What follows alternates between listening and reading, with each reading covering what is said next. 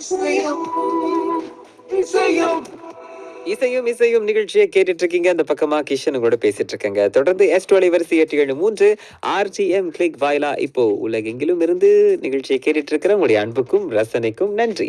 ஒரு சில இடங்கள்ல மழையா இருக்கு. குறிப்பா இங்க கோலாலம்பூர்ல இப்ப தலிஞ்சயா பக்கமா மழை. அதற்கு பிறகு எங்க அப்படின்னு கேட்டீங்கன்னா குவாந்தான் பக்கமா 4 மணிக்கு பிறகு மழை வரக்கூடும் அப்படின்ற தகவலை பதிவிட்டிருக்காங்க.